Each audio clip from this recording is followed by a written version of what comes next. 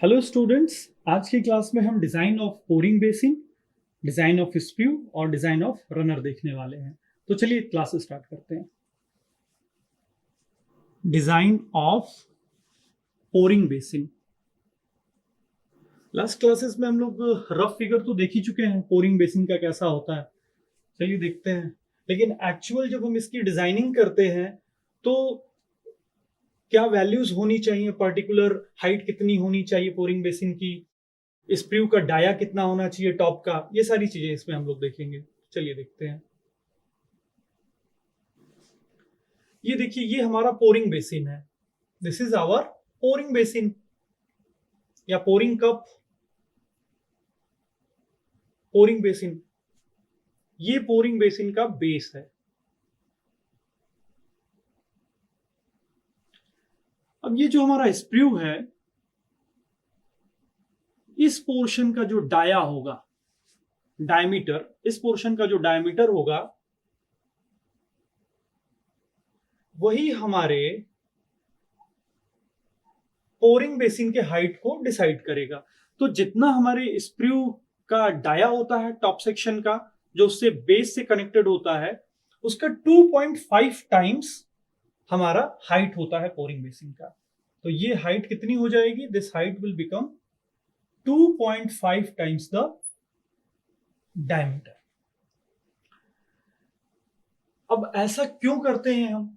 इसके पीछे क्या कारण है? तो चलिए देखते हैं। इसके पीछे ये कारण है कि जो भी मोल्टेन मेटल हमारा आता है वो सबसे पहले बेस पे इकट्ठा होता है। बेस पे इकट्ठा होने के बाद वो धीरे धीरे बढ़ता है। तो जैसे ही वो इस पोजीशन में आता है, यहां से मोल्टेन मेटल हमारा फ्लो करना स्टार्ट हो जाता है।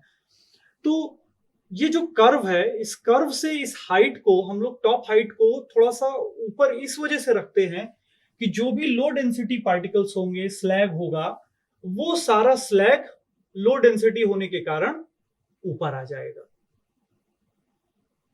और वो हमारे जो फाइनल हमारी कास्टिंग होगी उसमें वो पार्टिसिपेट नहीं करेगा। अगर वो पार्टिसिपेट करेगा तो डिफेक्ट्स बनेंगे। तो सबसे पहला रीजन तो ये हो गया। दूसरा रीजन ये होता है कि इसको ऊंचा इस वजह से बनाते हैं कि ऊपर जाते जाते, इस पर्टिकुलर पोजीशन तक आते आते, जो मोल्टेन मेटल है हमारा, वो सैचुरेट होकर के उसकी वेलोसिटी बहुत कम हो जाती है, लगभग न के बराबर हो जाती है। तो ये एक तरह से निग्लिजिबल वेलोसिटी के साथ यहाँ ऊपर रहता है और बहुत ही कम वेलोसिटी के साथ ये स्प्रू में एंटर करता है। Pouring basin is designed to maintain constant molten metal head. Due to this, velocity of the molten metal at the top of the pouring basin is very less. We can say it that it is negligible, and slag particles will be floating on the top of the surface. जो slag particles होते हैं वो हमारे surface के ऊपर float करते हैं। तो सबसे बड़ा यही कारण था हमारे pouring basin के इस particular dimension का। नेक्स्ट देखते हैं हम लोग स्प्रू के बारे में। जैसा कि मैं पहले भी आप लोगों को बता चुका हूं कि स्प्रू का जो आइडियल शेप होता है वो पैराबोलिक शेप होता है, लेकिन जो एक्चुअल में हम लोग शेप लेते हैं वो टेपर्ड लेते हैं, हम लोग कोनिकल लेते हैं या हम लोग ट्रेपेजॉइडल लेते हैं। तो ऐसा क्यों, वो भी हम लोग देख लेंगे। वो इस वजह से लेते हैं कि हीट ट्रांसफर जो है उसको हम लोग मेंटेन कर सकें। तो चलिए देखते हैं। तो ये हमारा पोरिंग कप हो गया और ये हमारा स्प्रू हो गया। तो इसको हम लोग सेक्शन, ये टॉप वाले को सेक्शन हम 1 मान लेते हैं, इसको सेक्शन 2 मान लेते हैं, जहां से हमारे स्प्रू की एंट्री है, मोल्टेन मेटल की एंट्री स्प्रू से हो रही है। और ये सेक्शन को हम लोग 3 सेक्शन मान लेते हैं। ये स्प्रू का एग्जिट है और inlet of the mould cavity इसको हम लोग कह सकते हैं। इनलेट ऑफ द, इसको हम लोग मोल्ड कैविटी का इनलेट कह सकते हैं इसको। तो अब हम लोग यहाँ पे देखते हैं कि स्प्रू का जो शेप हमने इस प्रकार का टेपर्ड शेप बनाया है। तो ऐसा क्यों होता है कि हम बोलते हैं कि जो एक्चुअल शेप, जो आइडियल शेप होगा वो पैराबोला के टाइप का होगा, लेकिन जो एक्चुअल शेप देख रहे हैं वो टेपर्ड देख रहे हैं। तो सिंपल है, जो भी मोल्टेन मेटल यहाँ से फ्लो होगा, यहाँ पे m.2 मास फ्लो रेट, यहाँ पे m.2 होगा और यहाँ पे मास फ्लो रेट m.3 होगा। ठीक है, यानी mass flowing through this cross section per unit time. तो कितना मास फ्लो हो रहा है? तो हम लोग law of conservation of mass की मदद से निकाल लेंगे। सबसे पहले फॉर्मूला देखते हैं मास का फॉर्मूला क्या हो जाता है, डेंसिटी निकालिए, rho is equal to M by V होता है आपका। यहां से हम लोग मास कैलकुलेट कर सकते हैं, mass is equal to rho into v, density into volume. अब मास फ्लो रेट का मतलब एम डॉट यानी मास पर यूनिट टाइम, तो यहाँ पे हम लोग टाइम से डिवाइड कर देते हैं। यहाँ पे एम डॉट का मतलब क्या है, यहाँ पे एम डॉट का मतलब एम बाई टी है। तो जब टी से इधर लेफ्ट हैंड साइड में डिवाइड किया तो राइट हैंड साइड में भी हम लोग टी से डिवाइड कर देंगे। ये जो वॉल्यूम है हमारा, ये एरिया इंटू लेंथ हो जाएगा, और एल बाई टी को हम लोग वेलोसिटी की तरह ट्रीट कर सकते हैं। तो फाइनली जो हमारा मास फ्लो रेट का फॉर्मूला आ गया, m dot is equal to rho into A into V. Rho is the density, A is the area, V is the velocity. ठीक है, अब यही हमको सेक्शन 2 के लिए लिखना है। तो चलिए हम कॉन्टिन्यूटी इक्वेशन अप्लाई करते हैं सेक्शन 2 और सेक्शन 3 में। तो जब हम कॉन्टिन्यूटी इक्वेशन अप्लाई करेंगे, लिख देता हूं यहां मैं, applying continuity equation in 2 and 3। 2 और 3 में जब मैं कॉन्टिन्यूटी इक्वेशन अप्लाई करता हूं तो क्या आ जाएगा, तो रो ए वी है, फॉर्मूला देखते हैं, rho two A two V two, ये सेक्शन 2 के लिए। 3 के लिए अगर लिखेंगे हम लोग तो रो 3 ए 3 वी 3। अब यहां पे देखिए मोल्टेन मेटल जो है वो पर्टिकुलर किसी मेटल का होगा, तो वो मेटल की डेंसिटी कांस्टेंट होगी यहाँ पे भी और यहाँ पे भी, तो ये density will get cancelled out. तो हमारे पास क्या बचा, A2V2 इक्वल टू A3V3। अब इसको हम लोग कैलकुलेट कर लेंगे। A2 एरिया को एक साइड ले आएंगे, A2 by A3, A2 by A3 is equal to क्या हो जाएगा, V3 by V2, V3 by V2।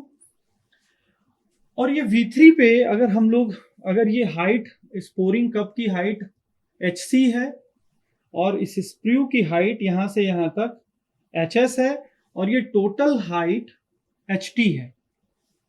HT का मतलब HC plus HS, total height. तो अगर हमें वेलोसिटी इस पर्टिकुलर पॉइंट पे चाहिए, तो ये वेलोसिटी क्या हो जाएगी, ये वेलोसिटी हो जाएगी, V3 की वैल्यू हो जाएगी अंडर रूट 2G HT, क्योंकि यहां से जो टॉप पोर्शन की हाइट है, 1 की हाइट है, वो कितनी है, 3 से ऊपर तक की HT तक है। तो V3 पे वेलोसिटी कितनी होगी, क्योंकि मोल्टेन मेटल तो यहां से आ रहा है, यहां से आ रहा है, तो यहां पे वेलोसिटी उस पूरे लोड के कारण होगी। तो 2G HT divided by under root, अब V2 का वेलोसिटी हमको पता करना है, तो V2 की वेलोसिटी इस वेट के कारण है, तो ये हो जाएगा अंडर रूट 2GHC। अब हम इसको स्क्वायरिंग कर देंगे। तो जब हम इसको स्क्वायरिंग करेंगे, तो स्क्वायरिंग करने पे हमारा ये जो स्क्वायर रूट है दोनों तरफ कट जाएगा, तो ये आ जाएगा एक्सप्रेशन जो हमारे पास आएगा, वो देख लेते हैं क्या आएगा। हमारे पास आएगा 2GHT divided by 2GHC is equal to A2 by A3, A2 by A3। 2G will get cancelled out, और ये स्क्वायरिंग हो जाएगा इसका, क्योंकि स्क्वायरिंग किया था हमने। अब ये फाइनली क्या आ जाएगा, अब इसको अगर हम लोग फाइनली देखेंगे तो ये हमें दिखाई दे रहा है HT by HC is equal to A2 by A3 the whole square. ये हमारा फाइनल एक्सप्रेशन आ रहा है। तो इसको अगर हम लोग कंपेयर करना चाहते हैं पैराबोला के इक्वेशन से, तो y equal to mx square से कंपेयर कर सकते हैं, देख सकते हैं these are analogous to each other. तो यहीं से हम लोग बोलते हैं कि जो आइडियल शेप होगा हमारे स्प्रू का, वो कैसा होगा, आइडियल शेप जो होगा हमारे स्प्रू का वो पैराबोलिक शेप होगा, ऐसा पैराबोलिक शेप होगा। लेकिन एक्चुअल में हम लोग क्या यूज करते हैं, एक्चुअल में हम लोग ट्रेपेजॉइडल शेप हम लोग लेकर के चलते हैं। ठीक है, ट्रेपेजॉइडल शेप हम लोग क्यों लेकर के चलते हैं, इसका मैंने आप लोगों को डिस्कशन पहले भी किया हुआ है, जब हम लोग हम लोग डिजाइन ऑफ गेटिंग एलिमेंट्स देख रहे थे, तो वहां पे मैंने बताया था आप लोगों को कि इस वाले सेक्शन में, इस वाले ये अनफिल्ड सेक्शन रह जाएगा ये वाला। जब हाई वेलोसिटी से हमारा मोल्टेन मेटल आएगा तो ये साइड का पोर्शन लो डेंसिटी पोर्शन कहलाएगा, यहाँ छूट जाएगा, तो यहाँ पे एटमॉस्फेरिक एयर ट्रैप कर जाएगा। एटमॉस्फेरिक एयर ट्रैप कर जाएगा जो कि लिक्विड के साथ मिल जाएगा, और लिक्विड के साथ मिलने के बाद वो बाद में कई प्रकार के गैस डिफेक्ट्स क्रिएट करेगा। नेक्स्ट है हमारा रनर। चलिए देखते हैं रनर। रनर क्या होता है?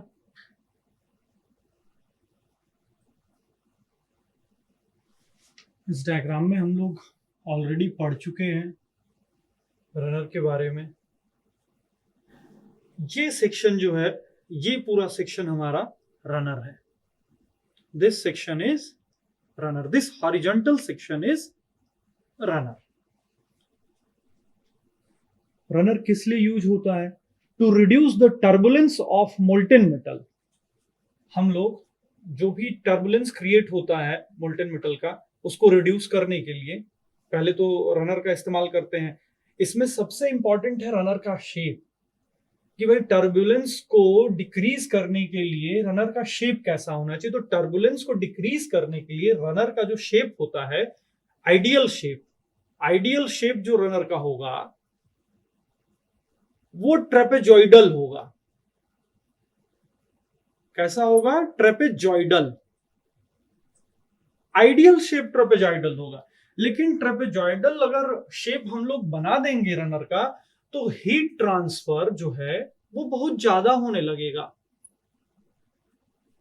हीट ट्रांसफर काफी बढ़ जाएगा, जिसके कारण हम लोग इस आइडियल शेप को एक्चुअल प्रैक्टिसेस में नहीं लेते हैं। क्यों? क्योंकि भाई हीट ट्रांसफर बढ़ जाएगा तो बहुत जल्दी सॉलिडिफाई होने लगेगा। हमारा मोल्टेन मेटल जो यहां रहेगा साइड में ही सॉलिडिफाई होने लगेगा, तो कोई मतलब नहीं रह जाएगा, क्योंकि मोल्टेन मेटल को तो फाइनली हमको मोल्ड कैविटी में पहुंचाना है। तो so to reduce the turbulence of the molten metal, the ideal shape of the runner is trapezoidal.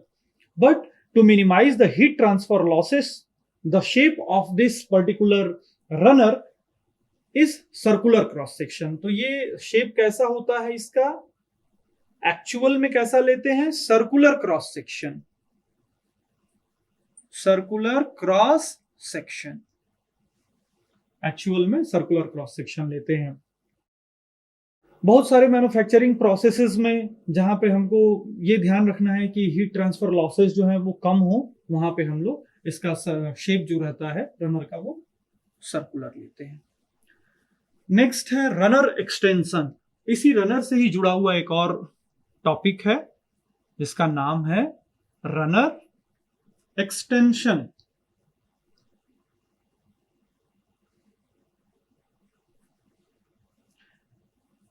जैसा कि हम लोगों ने देखा था, गेटेड पैटर्न में देखा था हम लोगों ने कि अगर हमें मास प्रोडक्शन करना है किसी पर्टिकुलर प्रोडक्ट का, तो हम लोग गेटेड पैटर्न का इस्तेमाल करते हैं। तो रनर एक्सटेंशन उस प्रकार के पैटर्न्स में काफी हेल्पफुल होता है। देखिए जैसे मान लीजिए ये हमारा रनर है, अब यहाँ पे कई गेट्स हैं जिससे हम लोग बहुत सारे प्रोडक्ट्स बना रहे हैं, बहुत सारे कास्टिंग, कोई किसी प्रकार की, मान लीजिए ये कास्टिंग हो गई हमारी 1 2 3, यहाँ ये 4 5 6, इस प्रकार कास्टिंग।